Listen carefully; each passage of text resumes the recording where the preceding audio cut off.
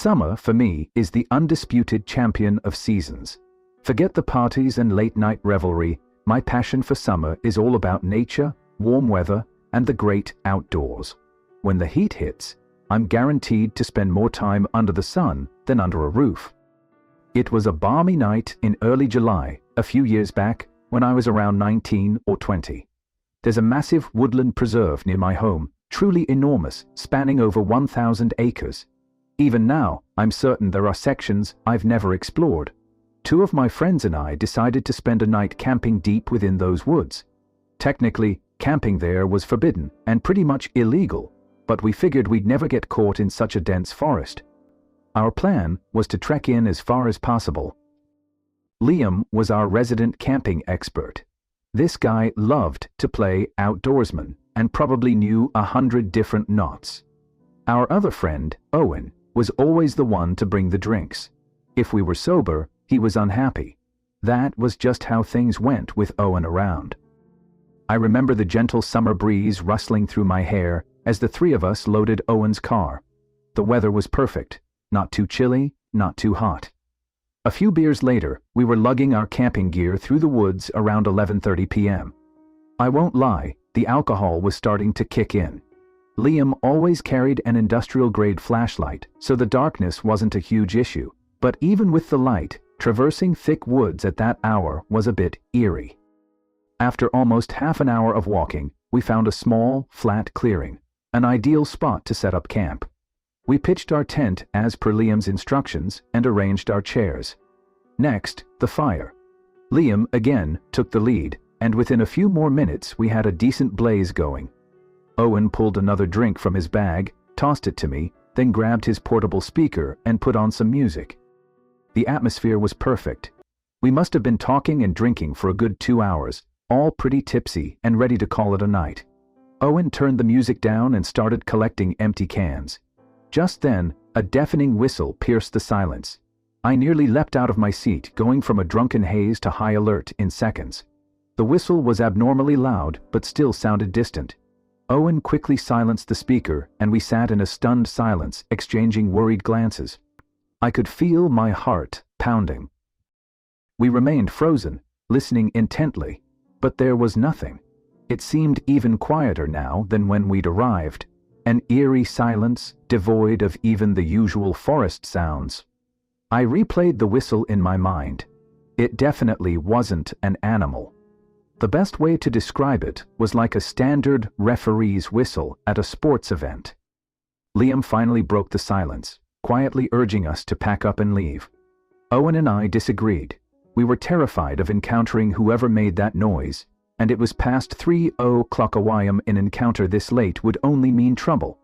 Liam hypothesized that whoever made the noise was probably already aware of our presence, a chilling thought. I didn't know what to do. Staying put violated every survival instinct, but leaving at this hour didn't seem much better. We eventually agreed to wait it out. I went to put out the fire, but Liam cautioned me against it, saying a fire would repel dangerous animals. Only then did the true gravity of the situation hit me. We were miles from civilization. It was 3:00 a.m., and an unknown entity was out there in the darkness. Another 10 minutes passed, and we resumed talking, but in hushed tones, with no music. None of us felt safe enough to sleep. Then, out of the corner of my eye, I saw something small fly over Owen's shoulder and land directly in the fire. It was a firecracker. I screamed, and Liam cursed, leaping from his chair and bolting into the darkness. Owen and I scrambled to follow, leaving everything behind. We caught up with Liam, whose flashlight wildly cut through the woods as he frantically sprinted. We ran until we couldn't anymore, and Owen keeled over, throwing up. Liam shut off the light, and we stood there, panting, trying to figure out if we were being followed. To my surprise, it didn't seem like anyone was behind us. I don't think I've ever been so afraid. Why would someone do that? We needed to figure out what to do. Owen just wanted to find our way out of the woods and never look back, but Liam was reluctant to abandon his camping gear. Plus, he reminded us the fire was still active. I was dumbfounded. How could he be concerned with forest fires after what had just happened? Eventually, I agreed with Liam that we should at least check on the site. After all, no one had actually chased us, so there was a slight possibility that whoever threw that firecracker was just playing a cruel prank. Liam was a navigational expert and managed to retrace our footsteps. I could make out the glow of the fire as we quietly approached. Before I could get any closer, Owen put a hand in front of me and pointed, a horrified look on his face. I strained my eyes to see the sight in the distance. What I saw was probably the most terrifying thing I'd ever witnessed. There were 3 people sitting motionlessly in our chairs, like statues. The one whose face I could see looked lifeless, their mouth agape. I was afraid to move. What were they even doing, I thought, realizing they weren't even talking. This was not normal. We watched for a little while longer before deciding to back off. We turned to leave, but Owen's foot clipped a rock, causing him to curse in frustration. Within seconds, the glow from the fire abruptly went dark, as if cloaked. It was freakishly fast. We didn't stick around another second. We sprinted away from the site again, but this time, we could hear footsteps crashing behind us.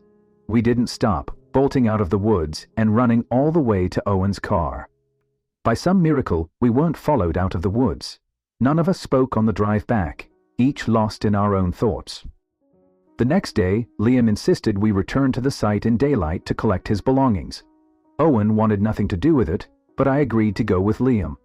After some searching, we found the site, which looked mostly untouched, until we got a little closer and noticed a putrid smell coming from Liam's tent. He unzipped it and we found a dead, rotting rat.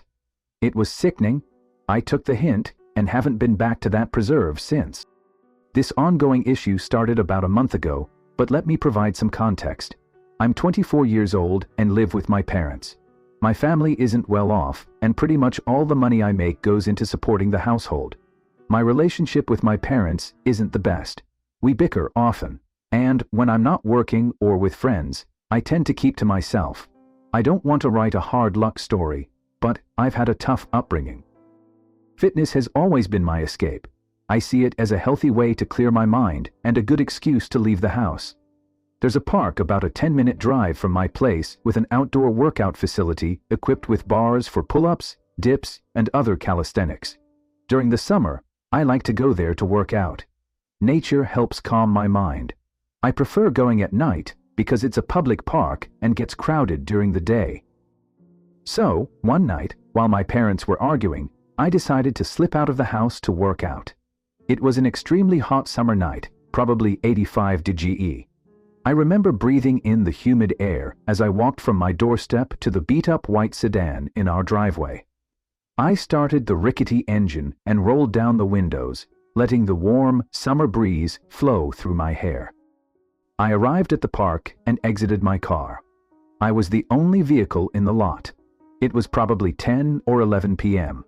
The park was completely empty. The beautiful scenery mixed with the steamy air created a soothing atmosphere. Another reason I love this park so much. It sits atop a hill overlooking the downtown area of my city, which always adds pleasant and sentimental emotions to my evenings. Anyway, I started a set on the pull-up bar. I don't usually count repetitions when I work out. I just go until failure, then take a break and do a couple more sets. It was somewhere between my sets, as I took a break to loosen my arms, that an indescribable feeling came over me. A subconscious urge forced me to turn my head. Standing literally a foot away from my face was a tall, disheveled-looking man. I actually screamed and jumped back about 5 feet. He let out a raunchy, boisterous laugh and apologized, saying he didn't mean to scare me. His appearance and mannerisms were extremely eccentric right off the bat, like he was practically nose-to-nose with me. He clearly had something off about him. I asked him why he was so close, and he said he lived there. He explained that he saw me working out there all the time and asked if I could teach him. Now, I'm very non-confrontational, and especially at a time like that, I just wanted to be left alone. I awkwardly but politely told him I was just going to do some pull-ups and leave. I hopped back on the bar and continued my set. His words marinated in my mind. He sees me here all the time. I felt the gaze of his eyes burning the back of my neck, But as I said, I'm very non-confrontational. While he made me increasingly uneasy, I didn't really know what to say or do. But then, something really weird happened. Right as I was about to finish my set, I heard him mutter my full name. My blood instantly turned cold.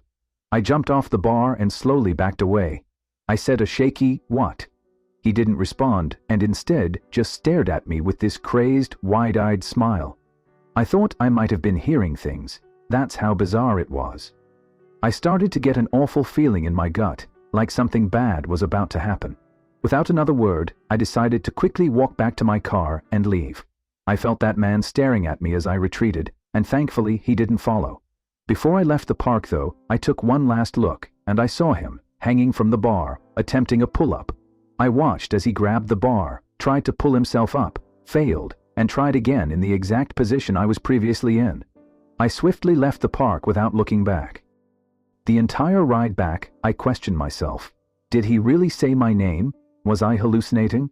I tried to forget about it, and eventually, I did. I woke up early the next day for work. I work construction and have to wake up very early before my parents, so I was the first one to notice the unmarked envelope sitting at my front door. It was addressed to me. I picked it up, figuring I'd read whatever was inside when I had the chance. It was another sweltering hot summer day, and I took my lunch break early to cool down. I sat in my car while eating my pre-made sandwich and decided to open the envelope.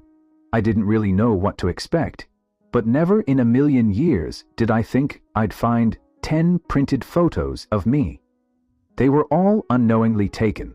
One was of me in my car, one was of me at work, one was of me exercising at the park. I instantly remembered that creepy man from the night before and started to feel uncontrollably nauseous. I stared in disbelief as I flipped through the rest of them. One was of my house, and the worst of all was a photo of me sleeping, taken from outside my window. I nearly choked on my food as tears rolled down my cheeks. I felt unsafe.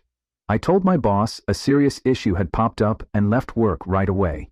He wasn't happy, but I didn't care. I took a picture of the photos and drove directly to the police station. I gave the police the photos and explained my encounter at the park. I described the man to them, and they said they would look into it. I told my parents about it too, and for the first time in a long time, I actually got some sympathy out of them. More things started happening though. A couple nights later, around 3:00 a.m., I awoke to knocks at the door. I didn't open it, assuming the worst. One day, I found a sticky note pasted to my car window with a heart drawn in Sharpie. I went back to the police to report this, and they said they would open a stalker investigation. I haven't heard back from them yet. I figured it's hard to build a case without concrete evidence. This happened about a month ago, and I've been on high alert ever since. My parents are looking for a new home, which is already tough given our financial situation. I'll update if anything further happens, but until then, I'll continue to sleep with one eye open. This happened to me last summer when I was 22. I wasn't a very outgoing kid at the time. If I ever did anything social, it was because my rowdy friends had somehow dragged me out of the house. This was one of those times. Well, it was supposed to be. My friend, Simon, invited me to a house party around 8:00 p.m. It was pretty spontaneous, but I had nothing going on, so I reluctantly agreed to go with him. I knew he'd give me grief if I refused. I can't even lie though, the idea of a party, even with strangers, sounded more appealing than being alone. Simon lived a few towns over, so it made more sense for us to drive separately. He gave me the address and I was on my way. The little second I pulled onto the street, Simon bailed at the last minute. Rightfully so, I was super frustrated. How could he bail on me like this? There I was, feeling like a complete idiot outside a stranger's house. Annoyed, but determined not to waste the night, I decided to go in. Drove all the way here, I thought, might as well go inside. I walked up the front steps and knocked on the door. The host, David, greeted me warmly. He was instantly likable, charismatic, and friendly without being a jerk. He introduced me around, and things were actually less awkward than I had anticipated. People were genuinely friendly, despite not knowing who I was. There were even a few girls I had my eye on. I decided to enjoy the party and hit the drinks hard. It was getting pretty late, but the party was still raging. Admittedly, I might have overdone it with the drinking. At one point, I was so nauseous and dizzy that I needed a break. It must have been close to 2:00 a.m. I went upstairs to look for a restroom, but they were all occupied. The house was deceptively big, and granted, it was probably the alcohol, but I was literally getting lost, stumbling through the maze of hallways up there. After making it to the top floor, I found a door leading to what seemed like an attic or storage room. Desperate for privacy, I figured it was as good a place as any to pull myself together. I groped around blindly for the light switch, but there was none. This was definitely an attic or something, as there was also dust everywhere. There was a window in the far corner, which I opened, allowing the cool night breeze to wash over me. There was a solid minute where I was seriously considering throwing up onto the roof. The breeze somewhat cured my nausea, though, so I just kept my head hung out the window. It was dark outside, and the quiet was a refreshing contrast to the boisterous chaos downstairs. Sometimes all you need to restore your state of mind is a gentle breeze and some peace and quiet. Just as I was about to close the window and head back, I heard a faint noise, footsteps on the roof shingles. That didn't make any sense though. Was I going crazy? Curious, I climbed out onto the roof. In all honesty, there was probably a 0% chance I would have done that if I had been sober. I slowly stood up and looked around in the moonlight. I saw something terrifying. There were two masked figures with bags emerging from another window. It dawned on me, David's house was being robbed. I started panicking. Should I shout? Confront them? Then a more pressing question hit me. What if they were armed? In my clumsy state of disbelief, I slipped and scuffed one of the shingles pretty loudly. One of the burglars heard it and jolted his head in my direction. Our eyes briefly met, and I froze. He nudged his partner, and the two of them quickly started making their way across the roof. Adrenaline surged through me. I couldn't let them get away. David had been so welcoming, and I felt a surge of loyalty. I decided to act. I quietly followed the burglars across the roof, keeping a safe distance. They headed towards a sloping part of the roof for an easier escape. As they climbed down, I pulled out my phone to dial 911, but fumbled in my drunken state. Dropping it, the phone clattered loudly, and the burglar turned sharply. "Who's there?" one of them hissed. Heart pounding, I ducked and scanned my surroundings, spotting a loose roof shingle. Without thinking, I grabbed it and hurled it towards them. It missed, but the noise startled them, causing one to lose his footing. He tumbled down the roof, crashing into the gutter before falling to the ground. The other burglar, now panicked, leapt to a neighboring tree and scrambled down. I rushed to the edge of the roof and saw the fallen burglar groaning on the ground. I needed to alert everyone. As I turned to head back, I heard sirens. Someone else must have called the police. I stumbled back into the attic room and made my way downstairs, trying to appear calm. The party was still in full swing, oblivious to the drama outside. I found David laughing and chatting with guests. "David, you need to call the police. There's been a robbery. I saw the burglars on the roof," I said. David's face turned from amusement to shock. "Are you serious?" he said, as he hurried to make the call. I explained what happened. The party mood shifted from celebration to concern. Apparently, one of David's neighbors had coincidentally already called the police to file a noise complaint, which was an incredibly ironic turn of good fortune. When they arrived, I recounted my story, leading them to the injured burglar. The man was arrested, but his partner had fled. The party ended abruptly. People started scattering, and the lights got flipped on. I tried my best to act sober, but even after all that happened, I was still stumbling a bit. David thanked me profusely, still in disbelief. As for me, I was just glad I could help, despite the bizarre and terrifying circumstances. Looking back, I still can't really explain why the burglars would have chosen a house having a party to rob, but maybe they had prior knowledge of the house and knew no one would be upstairs. I figured that would be the end of the story, but fast forward a few months and I've got quite the update. I was playing video games at Simon's house one night when he got a call from David, who invited us over for a few beers. Up until that point, I hadn't actually realized the two of them were that close. The first thing I noticed when I pulled up to David's house was that the front door and every window in sight were completely different. Was I not remembering his house right? I could have sworn the windows and front door had been white, but they were all gray and much more heavy-duty looking. David waved us in, and we went down to his basement. We cracked a few beers and started playing a game of pool. To my surprise, he actually recognized me from the party and thanked me again for my partle. What he told us was actually crazy, though. Apparently the burglar the police caught that night refused to snitch on his partner and was currently serving a lengthy prison sentence. The police hadn't been able to get any leads into catching the other guy, though. David told us that not even a week after the incident, his family started receiving threatening letters from an unknown sender, some of which included pictures of David and his family members. Obviously, they reported these occurrences, but the police had no real leads. A month after that, David's mom noticed a suspicious vehicle circling the house around 1:00 a.m., and a few days later, David's dad claimed that things in their backyard had been gone through and moved around. In response, David's dad upgraded their home security and even went as far as to replace and reinforce all their doors and windows. I was shocked. This was still an ongoing issue for David, and I had no idea how serious a situation like this could get.